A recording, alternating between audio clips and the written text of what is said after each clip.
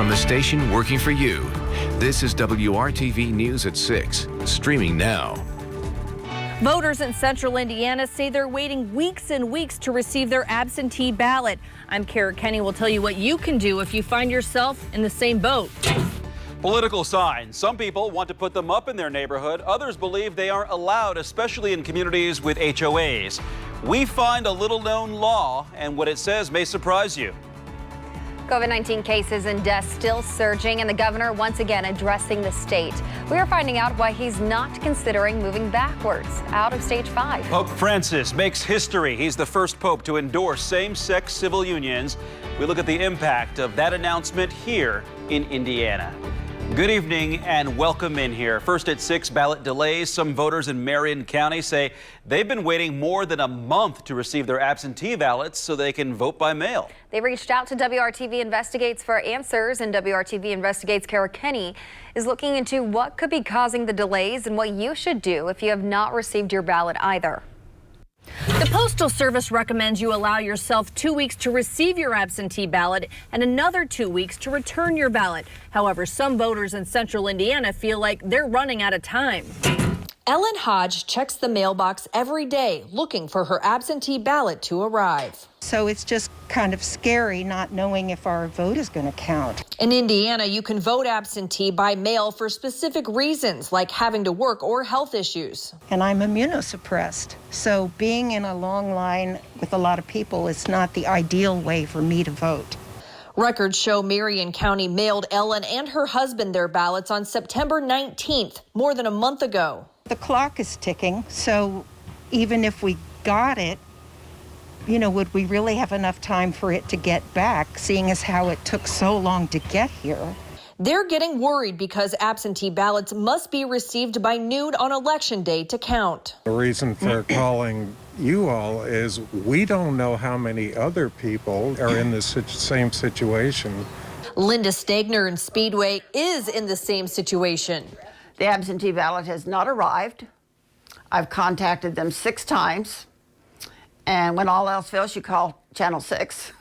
Linda and her husband requested ballots the last week of September. Her husband got his and already voted by mail. And right now, it seems like I'm pretty much being denied my right to vote this year. WRTV Investigates checked with the Marion County Clerk's office, who told us Linda's ballot was mailed out on October 1st. We reached out to the U.S. Postal Service, who told us the Greater Indiana District is not aware of any widespread delays and is processing all ballots for delivery as they are provided.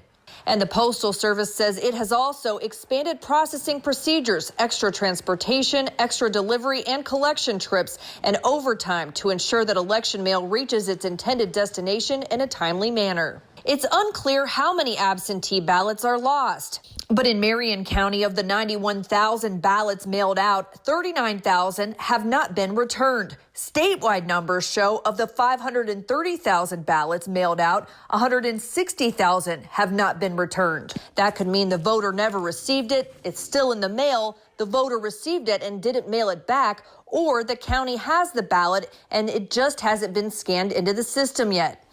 So what can you do if you haven't received yours, like Linda, Ellen, and Mike? You can vote in person during early voting or on Election Day. Poll workers should give you an affidavit to sign. You can also send an ABS 5 form to the election board to have your ballot reissued. Still, the delays are leaving voters with concerns and questions as November 3rd nears. Oh, I will, because I want my vote to count. And if my candidate loses by 1 vote, I don't want it to be my vote. If you haven't received your absentee ballot, you can go to our website, WRTV.com, and our app for resources on what you can do. Working for you, Kara Kenny, WRTV. The deadline to apply for an absentee ballot is tomorrow, October 22nd. Also, when you are finished, you do not have to mail back your absentee ballot. You can drop it off in person at the County Election Board office or the Election Board Service Center. You can also drop it off at select early voting locations, including Craner Park, the Metropolitan School District of Lawrence Township Administration Building, Perry and Warren Township Government Centers, and St. Luke's United Methodist Church. More Democracy 2020 coverage. A Greenwood man makes a discovery story about the legality of putting political signs in your yard. The homeowner found a law that many Hoosiers may not know about. It keeps homeowner associations from regulating political signs close to Election Day. WRTV's Troy Washington explains the law and its impact on you. A lot of HOAs may not even realize that this code exists. Chris Shutley thinks he may have stumbled upon some useful information for homeowners wanting to show their support for political candidates by putting signs outside of their homes. Scanning through the Indiana code and eventually found it, and I'm glad that I had, and I hope that it helps other people and knowing their rights. The code keeps homeowner associations from adopting or enforcing rules prohibiting certain types of signs on a homeowner's property from 30 days before an election until 5 days after an election. Shutley only found this out after having his own encounter with his neighborhood's HOA. Put up election signs. This year I put up an 8.5 by 11 sign in my window. It was around August, and I got an email from the board asking me to remove it. Went back and forth with them on a couple of emails, and then eventually I went ahead and removed it. He waited until October 3rd to put the sign back out, this time armed with knowledge that he says protected his rights. He soon noticed neighbors followed his lead. I felt like they were just playing a bit of a power trip, and I didn't think that I should allow them to do that since I was protected by Indiana code to have a sign up. Shutley and his neighbors have since been allowed to keep their signs out without any pushback. Working for you in Greenwood, Troy Washington, WRTV. Well, that statute applies to signs for and against candidates in either a primary or a general election, signs supporting or opposing a party, and signs urging people to vote for or against a referendum question. A reminder, we have everything you need to know about the election at our website at WRTV.com. We go one-on-one with the candidates who will appear on your ballot. Plus, we have the dates and deadlines that you need to make sure your vote counts. That's at WRTV.com/election2020. It's been a dry but very overcast day, as you can see from this shot of downtown Indianapolis. This comes after a huge amount of much needed rain fell around a lot of central Indiana last night and into the overnight hours. Meteorologist Kyle Mounts is here. Kyle, what can we expect tonight and into our Thursday morning? Things are going to be a whole lot calmer tonight, Amanda. Maybe some of that thunder kept you up last night. We picked up right around 1.5 inches of rain officially in Indianapolis. That helped put a big dent in our rainfall deficit. Since September 1st, we still sit more than 2 inches below average for this time of year. But there's that band of about 2 to 5 inches of rainfall that fell just north of I-70 overnight and into this morning. Tonight, we've got a few showers back into portions of Illinois. May see a couple of those clipping western and northwestern portions of Indiana here as we go into the overnight. Most areas will stay dry. We've got those temperatures right around 60 degrees now. Tomorrow's record high, 85. We will talk about how close we'll be to that number in a few minutes. COVID-19 cases and deaths in Indiana are still high. The Indiana Department of Health reports 1,766 additional cases of the coronavirus. A total of 152,396 Hoosiers have been diagnosed with COVID-19. Of the more than 1.5 million individuals in Indiana to have been tested for the coronavirus since the pandemic began, 9.6% of them have tested positive for the virus. The state confirms 15 additional deaths. 3,790 Hoosiers have died with the coronavirus since March.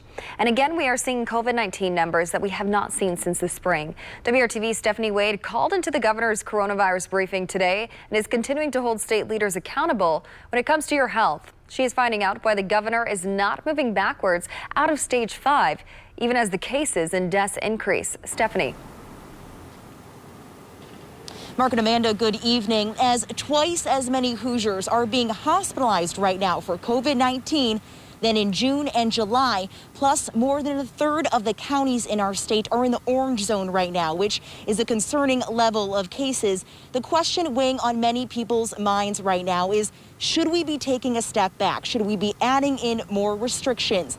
The governor addressing that question today, saying he does not intend on doing so and would not say what it would take for him to do that.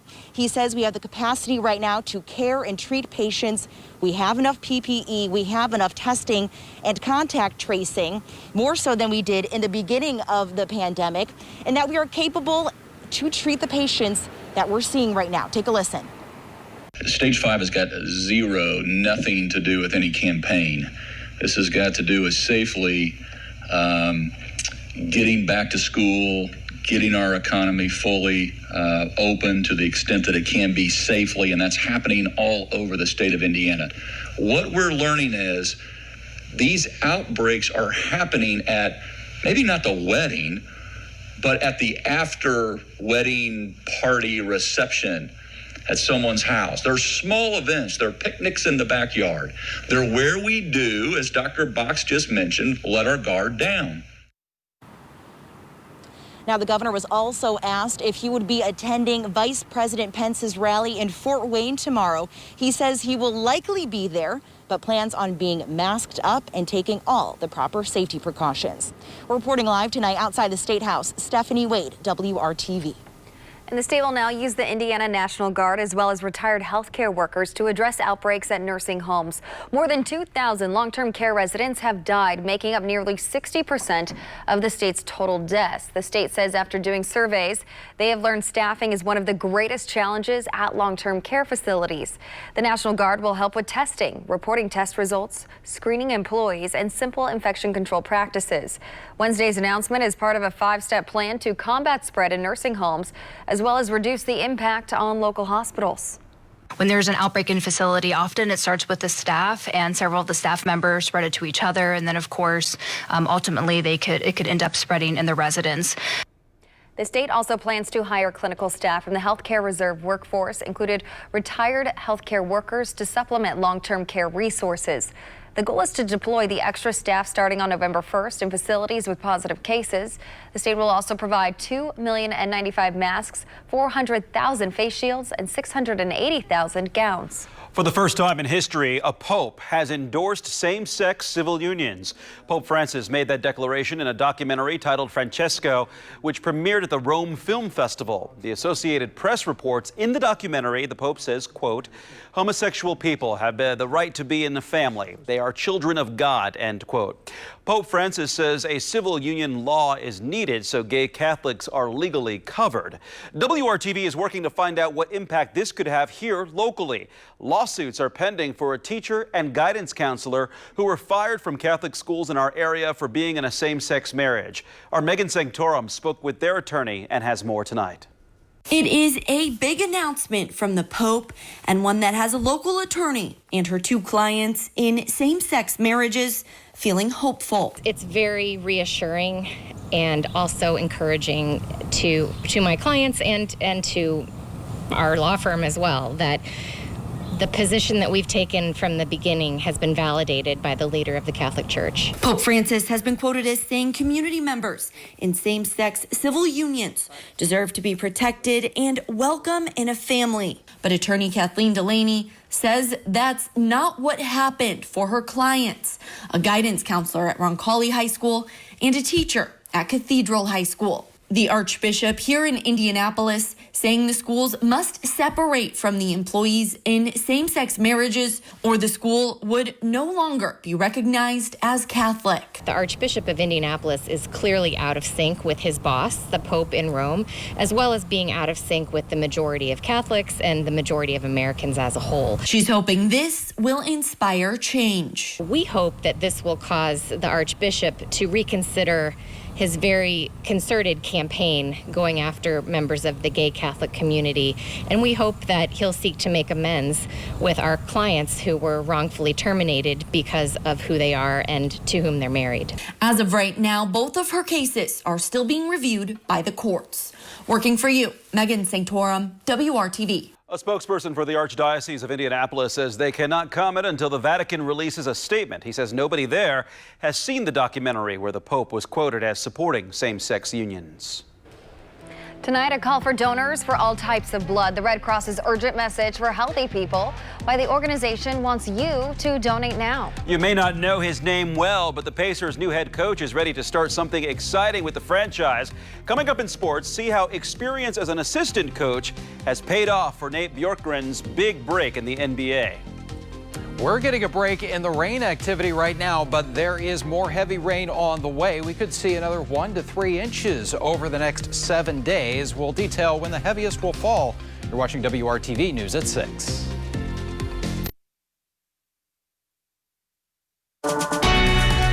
From the station working for you, this is WRTV News at 6, streaming now.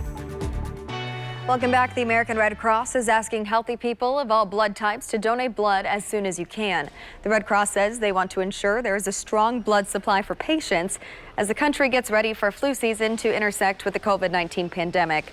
We have a list of blood donation opportunities around central Indiana listed right now in this story on WRTV.com. The Red Cross also urges you to get your flu shot to help avoid a flu epidemic on top of the COVID pandemic. Temperatures today going in the warming direction. Even though we had the clouds around, numbers are running about 5 to 10 degrees warmer than this time yesterday. And that puts our actual numbers generally in the 50s and 60s. But look at Louisville.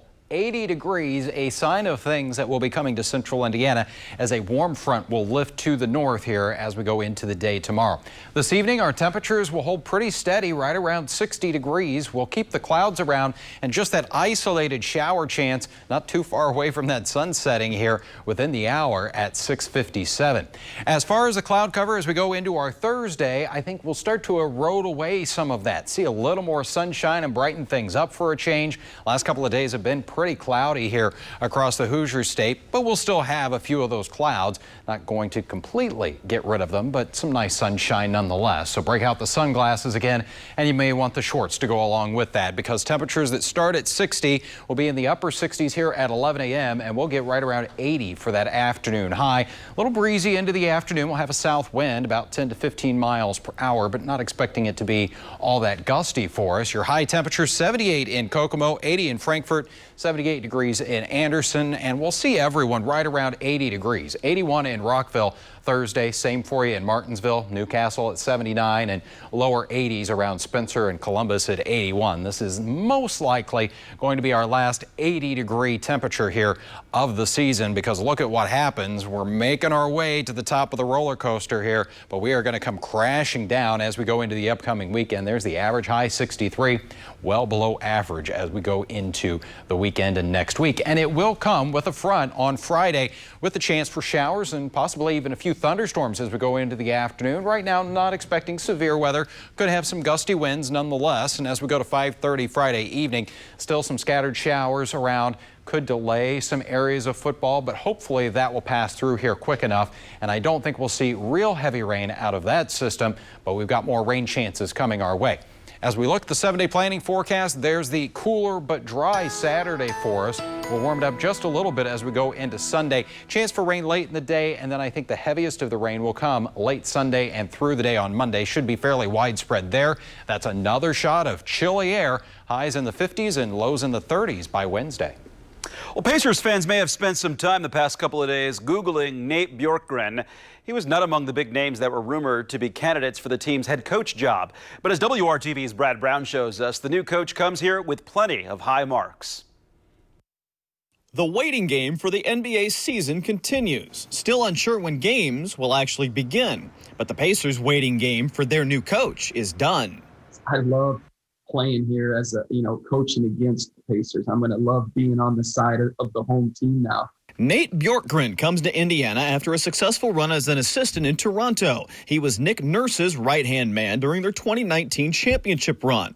The Pacers' job will be Nate's first as an NBA head coach. From the very first Zoom call that I had with him, it felt good. I just remember, shutting off the Zoom call, or even in the interview process when I left Indianapolis during the second interview, I had no regrets. We talked a little bit about having a coach that is willing to take more risks, who we will praise to take risk, and sometimes it may not work, but I think there's a learning process behind taking risk that's super important in the NBA today. He does bring a wealth of coaching experience to Indiana, 14 years on the sidelines, 4 of those as a head coach in the NBA's G League, 4 different teams in that frame, which made him very adaptable very quickly. You have to be able to coach on the fly You have to be able to make decisions quickly.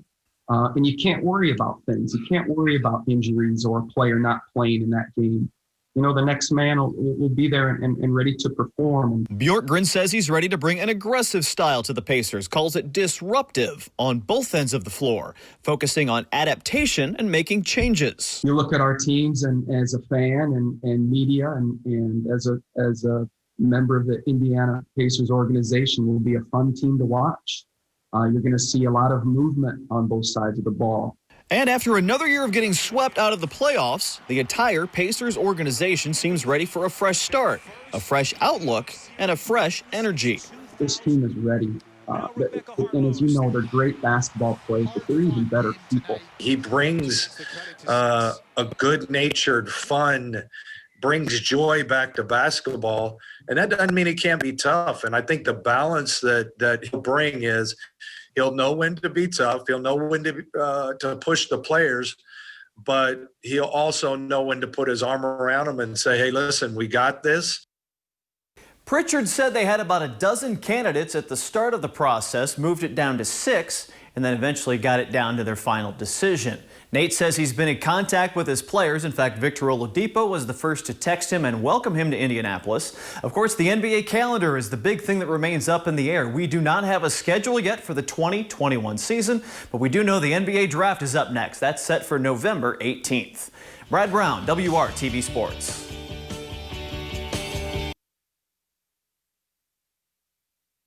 It is a warm start to our 7-day planning forecast, but a bit of a chilly finish as we get toward the middle of next week. In between there, we've got several chances for rain. The next one that comes our way is on Friday afternoon and evening, possibly a few thunderstorms there. But I think the heaviest of the rain falls Sunday into Monday. I want to thank you for joining us here on the news at 6. We'll see you back here at 7.